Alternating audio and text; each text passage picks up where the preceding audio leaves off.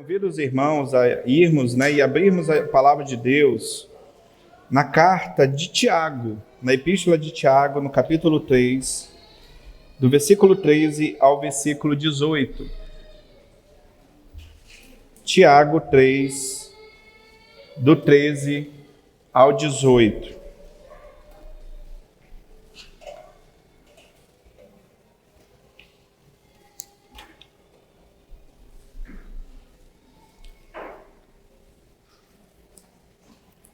Tiago 3, do 13 ao 18.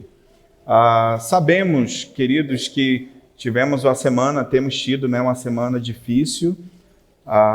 Nosso irmão partiu, está com o Senhor, está com Cristo. E após terça-feira eu estava pensando no que pregar hoje. E por vezes eu pensei num texto mais de conforto, num texto mais de consolo.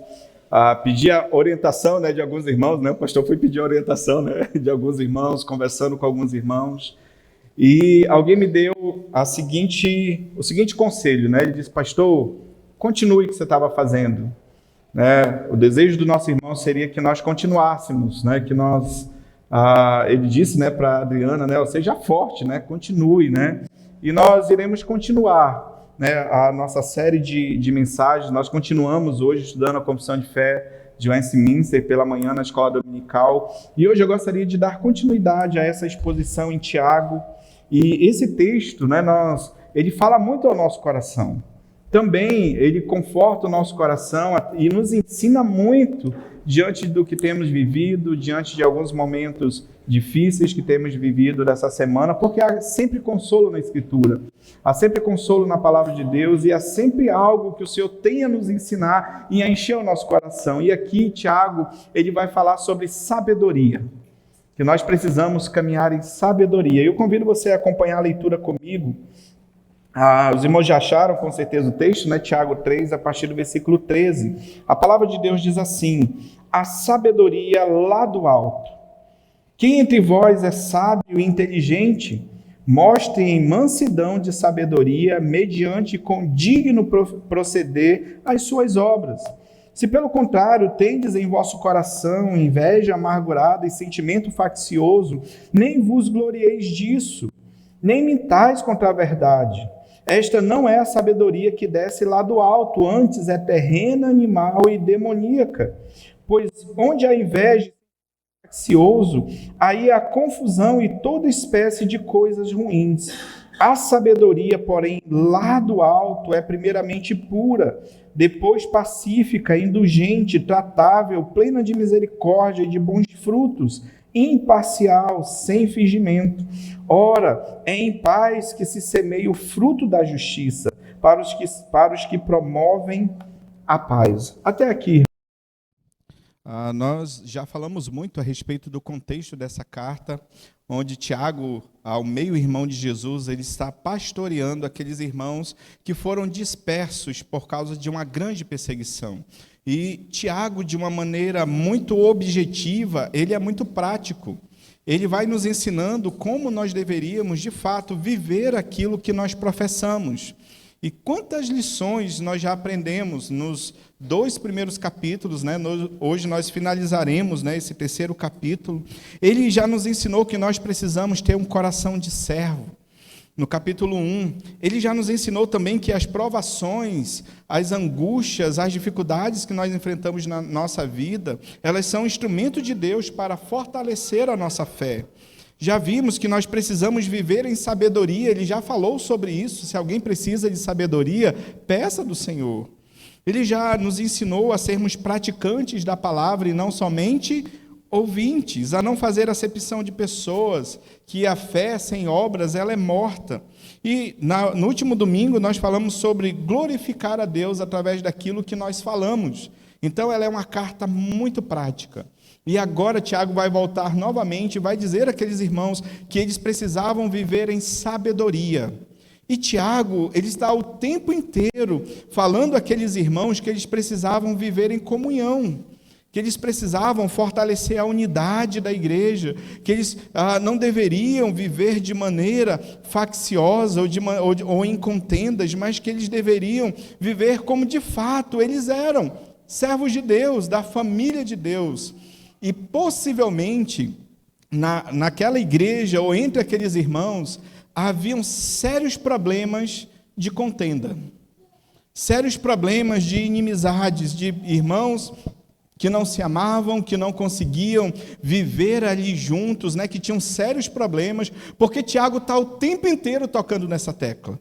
Ele está o tempo inteiro falando, olha, vocês precisam se amar, vocês precisam ser misericordiosos, vocês precisam resolver as coisas entre vocês. E agora, novamente, ele vai dizer que uma das formas de nós vivermos em sabedoria é amando as pessoas, é tratando bem as pessoas, é cuidando bem das pessoas. Por isso que eu falo que essa pregação aqui, ela tem tudo a ver com aquilo que nós temos vivido essa semana. Porque nós não sabemos o dia que o Senhor vai nos levar. Não é verdade? E às vezes a gente fica perdendo tempo, brigando com as pessoas, maltratando as pessoas, proferindo palavras que magoam, que machucam as pessoas, enquanto na verdade nós deveríamos viver em amor.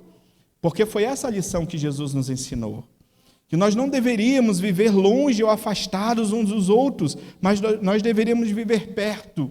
Nós deveríamos sempre, todos os dias, falar que nós amamos as pessoas, cuidar uns dos outros, viver de fato aquilo que nós somos em Cristo, uma família.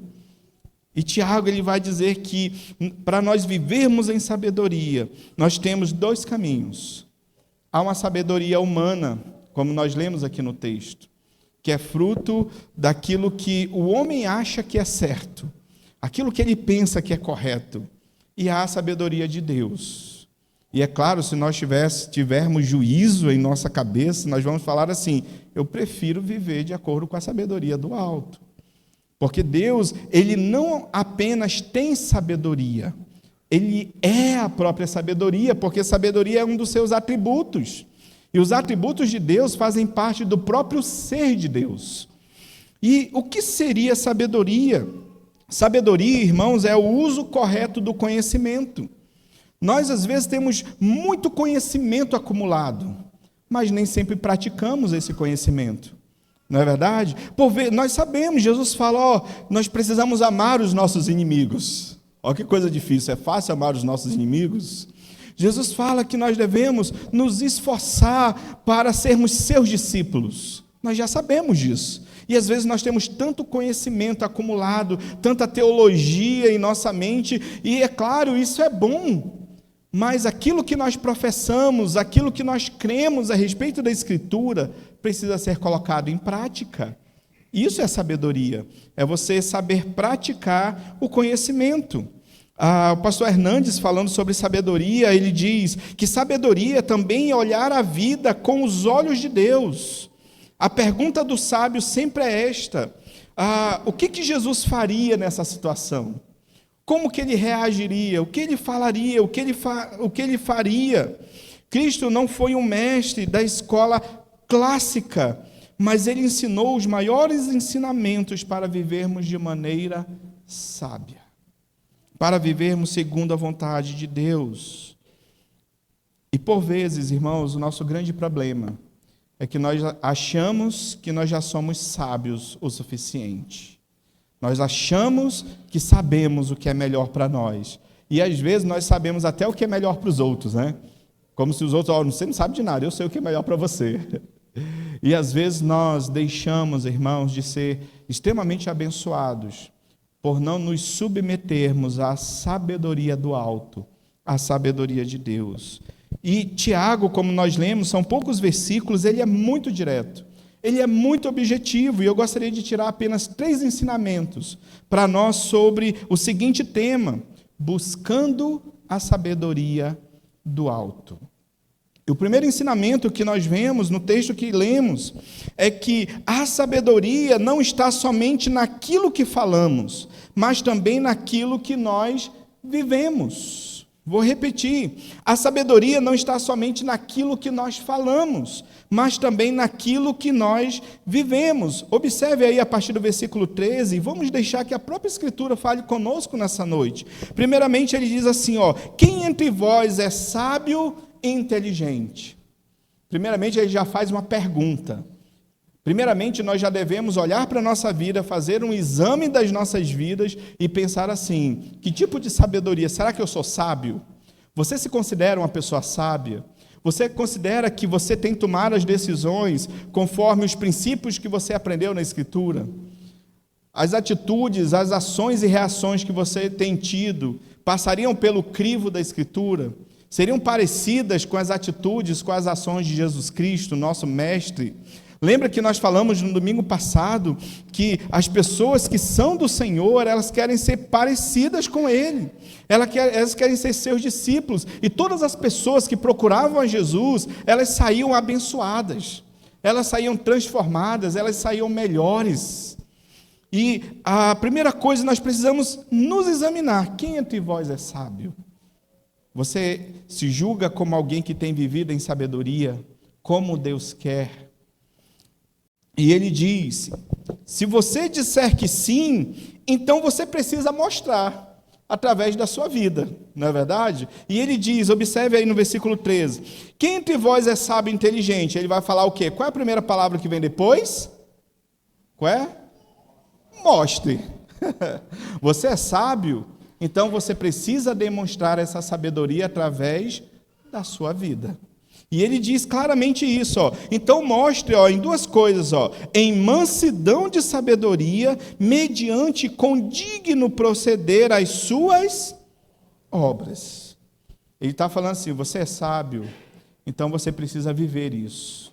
E uma das coisas que ele fala é sobre essa mansidão de sabedoria. A sabedoria, alguém sábio, é aquela pessoa que não vai agir de maneira precipitada. É aquela pessoa que não vai agir pelo impulso, mas ela vai agir sempre com mansidão. É aquela pessoa que ela consegue fazer uma análise daquilo que está acontecendo à luz da Escritura. Fala assim: eu preciso pensar biblicamente primeiro, antes de agir, e antes de reagir diante das coisas. Isso é viver de maneira sábia, de maneira mansa. Porque aquela pessoa que é sábia, segundo esse mundo, ela reage logo. Ela estoura logo, não é verdade? Alguma coisa que ela não gosta, ela já sai e ela já começa a falar de acordo com aquilo que ela acha melhor, aquilo que ela acha certo, e ela não reflete, ela não pensa se aquilo que ela está fazendo ou falando é de fato alguém que está falando de acordo com a sabedoria de Deus, de acordo com a Escritura. E ele fala também que essa pessoa que é sábia, ela vai ter um condigno proceder. Ou seja, uma pessoa sábia, ela vive de modo digno do Evangelho de nosso Senhor e Salvador Jesus Cristo. Ela não tem uma vida relapsa na obra de Deus. Ela não é aquela pessoa que tem dupla personalidade evangélica. Acabei de inventar esse termo aqui, né? Dupla personalidade evangélica. Aqui na igreja ela é crente, né? Ela é fervorosa, é dedicada, mas quando ela sai por aquela porta é uma pessoa completamente diferente. Mas o viver de modo digno, como o apóstolo Paulo nos ensina, significa que as pessoas, ao olharem para nós, elas vão ver que nós somos diferentes, porque nós somos parecidas com o nosso Salvador, Senhor Jesus Cristo, que nós somos pessoas de caráter. Crente é chamado para ser de caráter. Lembra quando Paulo escreve aos Tessalonicenses? Havia algumas pessoas que estavam duvidando do caráter de Paulo. E Paulo nos ensina claramente nessa carta que não basta ser íntegro, tem que parecer íntegro. Então a nossa vida, o nosso modo de ser, o nosso modo de tratar as pessoas, a forma como você age no seu trabalho, na sua faculdade, na sua família, na sua vizinhança, precisa ser de modo digno. Modo digno de nós, desse mundo, não, modo digno do Senhor. Se você é sábio, isso vai ser demonstrado através de uma vida que glorifica o Senhor, que glorifica a Deus, que de fato é uma pessoa que é sal da terra e que é luz do mundo, com digno parecer.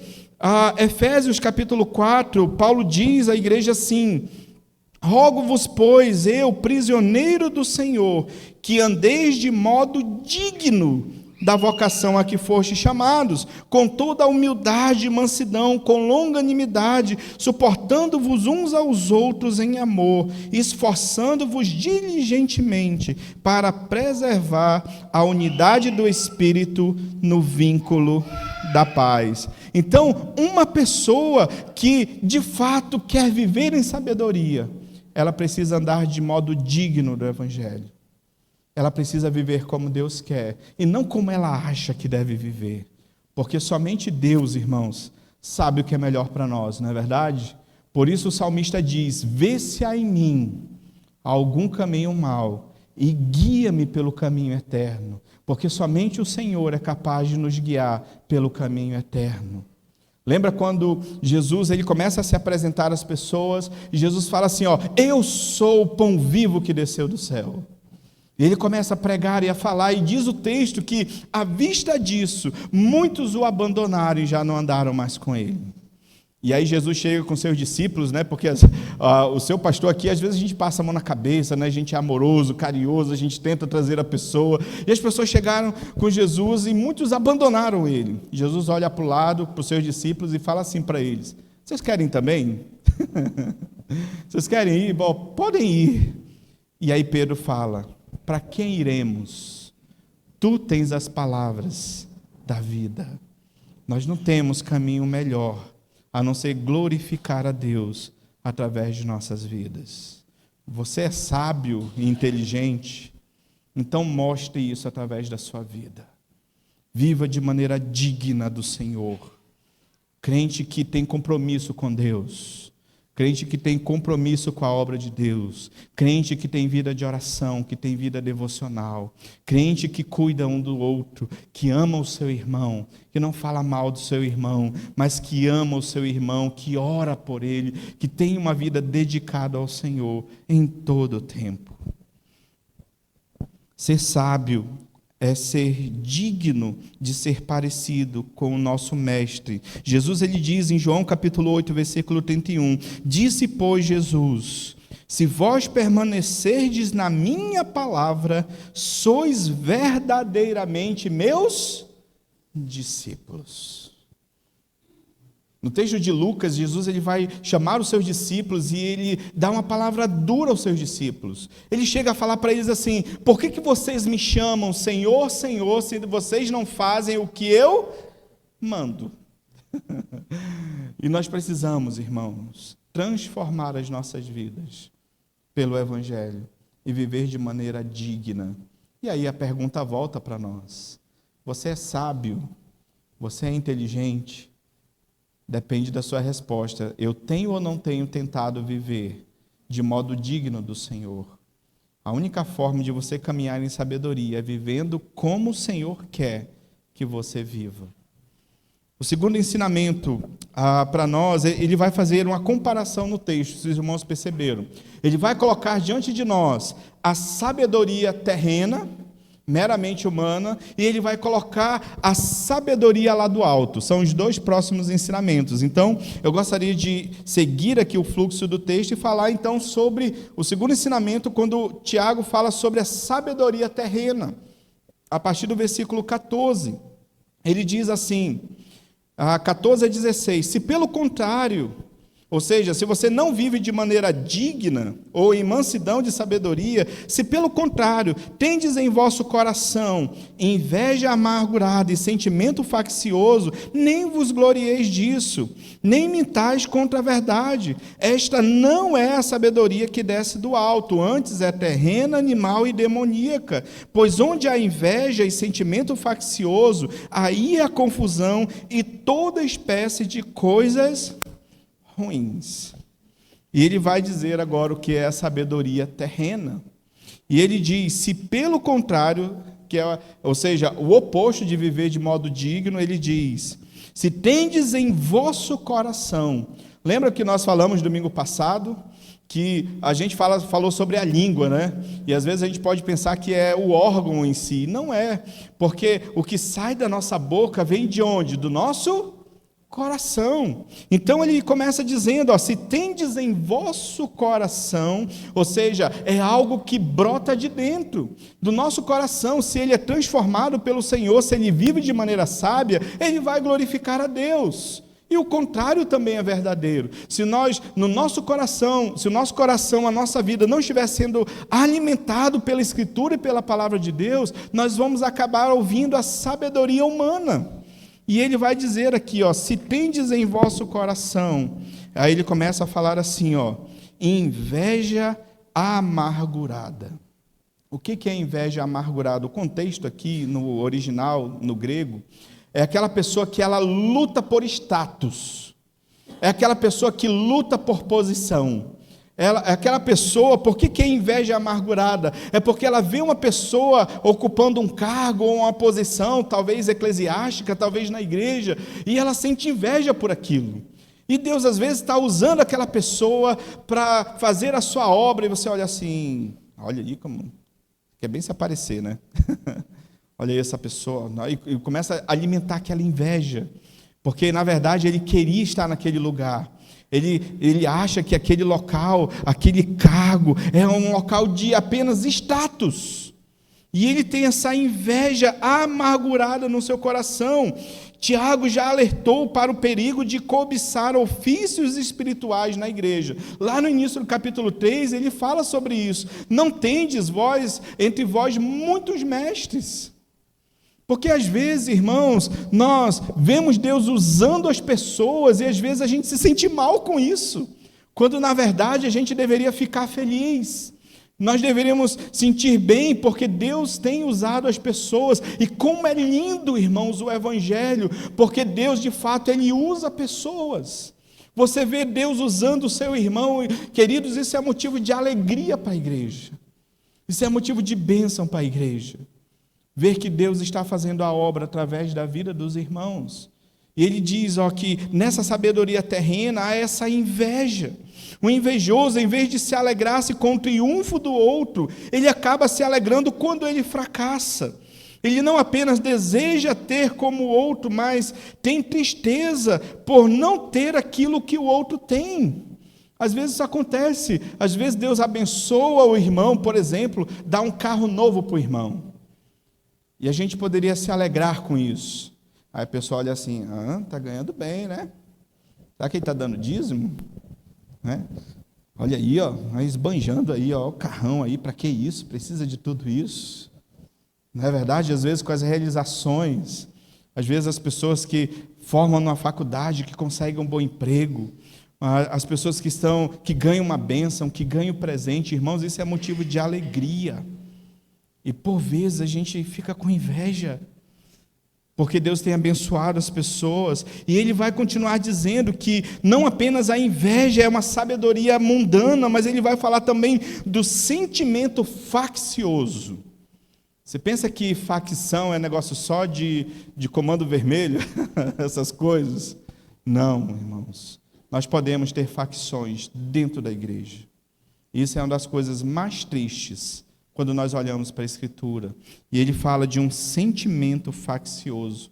A ideia no original é um espírito de partidarismo, é uma inclinação para usar meios indignos e divisórios para promover os seus próprios interesses. Essa é a ideia desse sentimento faccioso. Deixa eu tentar explicar melhor isso para os irmãos. A ideia é o seguinte, pensa que, de repente, eu tenho um sentimento faccioso. Então, o que eu vou fazer? Eu vou tentar pegar pessoas para o meu lado, porque eu tenho interesse, eu quero realizar alguma coisa na igreja, mas, de repente, a liderança não aprova, né?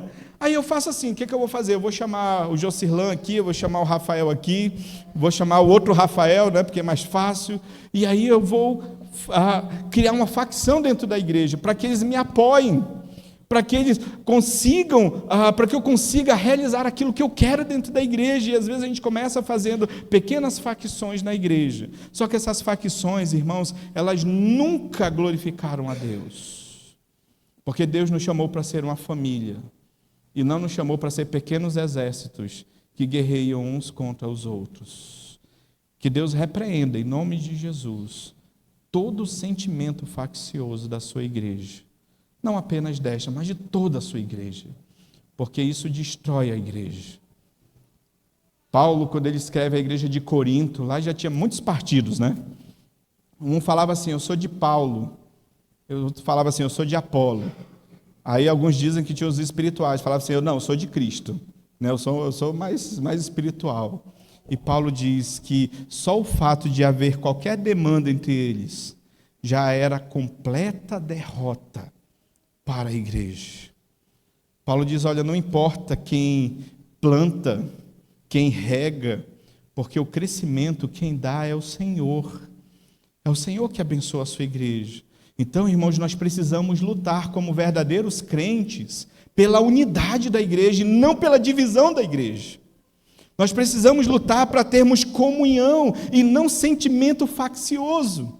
Nós precisamos lutar e pedir sabedoria do alto para vivermos verdadeiramente como uma família. E uma família tem problemas, não tem? Toda família tem seus problemas, as suas lutas, as suas dificuldades, mas nós somos uma família. E precisamos, irmãos, viver como tal. E ele vai falar assim, nem vos glorieis disso. A ideia aqui é de que é possível que alguém crie facções dentro da igreja e ela fica feliz com isso. E ela se alegra, eu consegui, agora eu tenho o meu grupo dentro da igreja. Eu tenho a minha facção dentro da igreja. E há pessoas que se alegram com isso, que se regozijam. E Tiago está falando, não façam isso. Não se gloriem disso. E ele vai dizer o seguinte, nem mintais contra a verdade. Ele está falando de alguém que sabe a verdade, mas ele luta contra a verdade.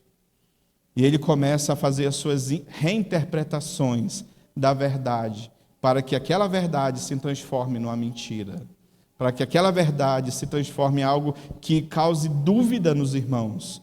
Pensa em alguém que está fazendo a obra de Deus, com lutas, com dificuldades. E nós temos vivido isso nessa igreja. Deus ele não usa desocupados. Já prestou atenção nisso? Jesus usa pessoas que são muito ocupadas no seu dia a dia. Mas são pessoas que estão se dedicando, são pessoas que estão se esforçando. E às vezes a pessoa, ela não reconhece isso e ela vê que aquela pessoa não é perfeita e ela vai acusar aquela pessoa e vai falar assim, isso não é verdade. Ela não está servindo a Cristo coisa nenhuma, porque ela tem defeitos, ela tem limitações, ela fez isso de errado. E não é verdade que ela não está servindo ao Senhor, é verdade que ela está tentando servir ao Senhor. É perfeito? Nunca será perfeito. Mas nós não podemos transformar a verdade em mentira. Isso é mentir contra a verdade. E aí ele fala, uma afirmação contundente, versículo 15. Vamos ler todos juntos a primeira frase, versículo 15, leiamos. Esta não é a sabedoria que desce do alto. Viver desse jeito, irmãos, não é a sabedoria, não é aquilo que o Senhor tem nos ensinado. Viver sem comunhão, viver com sentimento faccioso, viver com o coração amargurado, com o coração cheio de ira, cheio de inveja, não é a sabedoria do Senhor, não é a sabedoria do alto. E ele vai dizer que sabedoria é essa. Olha a contundência que ele diz. Ele diz que essa sabedoria, ele usa 3 palavras, não é? Essa sabedoria, ela é o quê, irmãos? Terrena, ela é animal e ela é demoníaca. Terrena significa que ela é meramente humana, e a ideia aqui é dessa inclinação pecaminosa humana.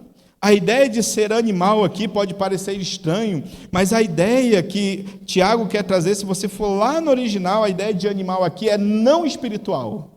Essa que é a ideia de animal aqui, mas diz também, irmãos, que ela é demoníaca. É do diabo, irmãos, não é do Senhor. Essa sabedoria, se você tem esse coração cheio de amargura, cheio de inveja, cheio de sentimento faccioso, essa sua sabedoria é do diabo. É eu que estou falando? Não, é a Bíblia que está falando. É demoníaca, é humana, é baseado nos rudimentos desse mundo. E nós precisamos avaliar a nossa vida. Ele vai dizer por quê. Versículo 16. Pois onde há inveja e sentimento faccioso, aí há confusão e toda espécie de coisas ruins. Tiago, ele diz, por que isso não pode ser de Deus? Porque isso destrói a igreja. porque isso prejudica a igreja, porque isso prejudica o meu irmão, porque isso fere a unidade da igreja, isso prejudica uma igreja que precisa viver como família. E quando nós temos essa sabedoria pecaminosa, irmãos, quantas coisas ruins vêm sobre a nossa vida, sobre as pessoas que estão próximas a nós, sobre a igreja. Nós podemos, com esse sentimento de sabedoria humana, destruir uma igreja, rachar uma igreja, dividir uma igreja em várias facções, como Tiago diz aqui. Mas, irmãos, em nome de Jesus, o Senhor espera de nós que vivamos a sabedoria do alto, a sabedoria do Senhor, que ele diz, a partir do versículo 17, ele diz assim: a sabedoria, porém, lá do alto, é primeiramente pura, depois pacífica, indulgente, tratável, plena de misericórdia e de bons frutos, imparcial e sem fingimento. Essa é a sabedoria de Deus, que nós precisamos praticar no nosso dia a dia. Ela é uma sabedoria primeiramente pura. A ideia de sabedoria pura aqui são pessoas que tentam, que procuram viver em santidade diante de Deus, que procuram ter uma vida consagrada a Deus, uma vida dedicada ao Senhor, que tentam abandonar os seus pecados, os seus maus caminhos e vivem para Deus, porque a palavra de Deus nos ensina: sede santos, porque o Senhor vosso Deus é santo. E nós precisamos viver em santidade na nossa vida. Ela é também pacífica. Uma pessoa que vive a sabedoria de Deus é uma pessoa que vai querer viver em paz com o outro e não em guerra. É uma pessoa que vai amar o outro, que vai cuidar do outro, e no que depender dele, como diz a Escritura, ele vai ter paz com todos os homens. E a ideia de ser um pacificador não é aquela pessoa apenas que fala assim: eu vou viver em paz. É muito mais do que isso. Um pacificador é alguém que quer viver em paz, mas ele vai lutar pela paz, onde quer que ele esteja. Se ele está perto de um irmão que não está em paz, ele vai chamar assim: meu irmão, vamos conversar aqui, vamos resolver. É alguém que luta pela paz, é alguém que luta pela reconciliação, é alguém que luta pelo perdão, é alguém que luta pela comunhão. Essa pessoa, ela é indulgente, que é uma característica, é uma atitude de uma pessoa que ela não quer criar conflitos, mas ela luta pela paz através da sua atitude. É aquela pessoa gentil, é aquela pessoa que procura ser amável com as outras, não é aquela pessoa que chega já tratando as pessoas mal. Às vezes você chega assim, é gozado, é meio irônico às vezes na igreja, né? Porque às vezes você chega na igreja, se você passa por um irmão sem falar com ele, às vezes não é nem porque você não quer, porque às vezes tem tanta gente, você chega apressado e não fala, e o irmão já fica com raiva, né? Não falou comigo, está com raiva de mim. Aí às vezes você sorri para o irmão, ele fala assim: está tirando gracinha com a minha cara. Aí às vezes você chega com o irmão, dá um abraço, já quer alguma coisa, né? já tem algum interesse, e nunca está bem não, mas a pessoa que vive em sabedoria é alguém gentil, é alguém amável. Lembra da nossa palavra, como nós falamos no domingo passado, a nossa palavra precisa transmitir graça àquelas pessoas que nos ouvem. Ela precisa abençoar, ela precisa encorajar as pessoas e não desencorajar as pessoas. Essa pessoa também é uma pessoa tratável, ou seja, é uma pessoa que é ensinável, mas uma pessoa também que sabe tratar as outras com amor, com carinho. Não é como Nabal, lembra de Nabal, que era duro no trato. E nós precisamos, irmãos, nos desarmar mais. Parece que às vezes há pessoas sempre armadas, né? Já preparadas com a resposta destrutiva, que vai quebrar a comunhão, que vai causar a contenda, facções. E nós deveríamos, irmãos, sempre ter essa palavra agradável, temperada com sal, como nós aprendemos no domingo passado. É uma pessoa plena de misericórdia. É alguém que consegue sentir um pouco da dor do outro, porque misericórdia significa entrar e ver a miséria do outro, ver a dificuldade do outro e sentir aquilo que o outro está sentindo. É claro, talvez não na mesma proporção, mas é aquela pessoa que, se alguém está sofrendo, ela também vai sofrer. Se alguém está chorando, ela também vai chorar com aquela pessoa, porque ela consegue olhar para aquela pessoa e sentir um pouco da dor daquela pessoa. É alguém que tem misericórdia. Uma pessoa que vive em sabedoria, à luz do texto, é uma pessoa também que produz bons frutos. Jesus fala que a árvore boa, ela produz frutos bons, porque pelo fruto você conhece a árvore, se ela é boa ou se ela é ruim.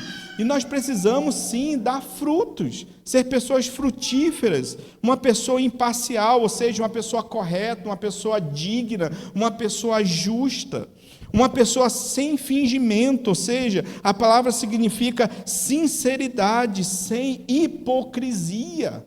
Nós não podemos nunca chegar com as pessoas e sermos hipócritas com elas. Tratarmos bem aqui e depois a gente está apunhalando pelas costas. Não, nós precisamos ser pessoas sinceras. Precisamos ser pessoas dignas de confiança dos outros, dos nossos amigos, dos nossos irmãos, das pessoas que estão ao nosso redor. Hernandes Dias Lopes, falando sobre esse versículo, ele diz: o hipócrita é um ator que representa um papel diferente ao da sua vida real.